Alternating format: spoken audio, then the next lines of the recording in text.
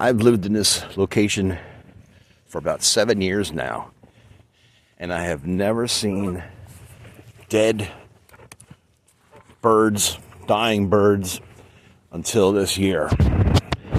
The bird flu is real. It is definitely killing birds. I've seen many this year.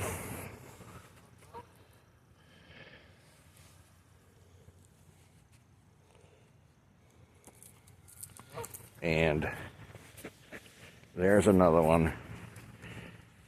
If I can zoom the freak in, right there.